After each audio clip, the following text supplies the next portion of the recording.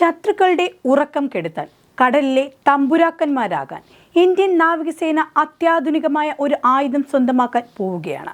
ഇസ്രായേലിൽ നിന്ന് ഇന്ത്യ വാങ്ങാൻ പോകുന്ന ആ മാരകായുധത്തിൻ്റെ പേരാണ് ഐസ് ബ്രേക്കർ. ഈ 5ാം തലമുറ മിസൈൽ ഇന്ത്യ കൈക്കലാക്കാൻ പോകുന്നു എന്ന വാർത്ത പുറത്തു വന്നപ്പോഴേക്കും ചൈനയുടെയും പാകിസ്ഥാന്റെയും നെഞ്ചിടിപ്പ് വർദ്ധിക്കുന്നത് എന്തുകൊണ്ട് നമുക്ക് നോക്കാം. ഇസ്രയേലിന്റെ വിഖ്യാതമായ റഫാൽ അഡ്വാൻസ്ഡ് ഡിഫൻസ് സിസ്റ്റം വികസിപ്പിച്ചെടുത്ത അത്ഭുതമാണ് ഐസ് ബ്രേക്കർ എന്ന ക്രൂയിസ് മിസൈൽ. ഇത് വെറുമൊരു മിസൈലല്ല, ആർട്ടിഫിഷ്യൽ ഇൻ്റലിജൻസ് ഉപയോഗിച്ച് ചിന്തിക്കാൻ ശേഷിയുള്ള ഒരു കൃത്രിമ ബുദ്ധി മിസൈലാണ്.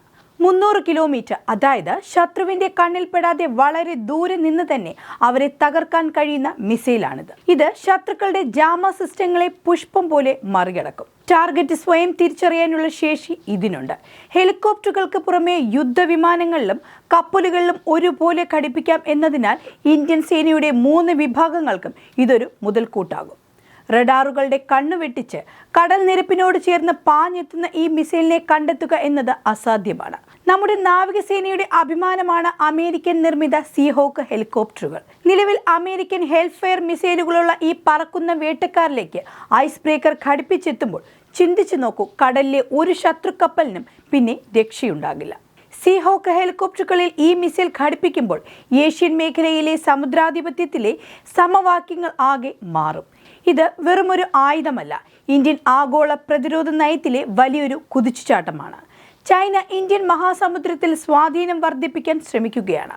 ചൈനയുടെ വലിയ യുദ്ധ കപ്പലുകളെയും എയർക്രാഫ്റ്റ് കാരിയറുകളെയും നേരിടാൻ ഐസ് ബ്രേക്കറിന് കഴിയും. അതുപോലെ ചൈനീസ് നിർമ്മിത കപ്പലുകൾ വാങ്ങി പത്രാസ് കാണിക്കുന്ന പാകിസ്ഥാൻ നാവികസേനയ്ക്ക് ഇതൊരു കനത്ത മുന്നറിയിപ്പാണ്. അറബിക്കടലിലും ബംഗാൾ ഉൾക്കടലിലും ഇന്ത്യയെ തൊടാൻ വരുന്നവർ ഇനി ഒരുപാട് ആലോചിക്കേണ്ടി വരും. ഇതിലെ മൾട്ടി സെൻസർ ഫ്യൂഷൻ സാങ്കേതിക വിദ്യ ലക്ഷ്യസ്ഥാനത്തിൻ്റെ 3D മാപ്പിംഗ് തയ്യാറാക്കുന്നു. അതായത് ശത്രു എത്ര തന്നെ മറഞ്ഞു നിന്നാലും പുകമറ സൃഷ്ടിച്ചാലും ഐസ് ബ്രേക്കറിന്റെ കണ്ണുകളിൽ നിന്ന് രക്ഷപ്പെടാൻ കഴിയില്ല.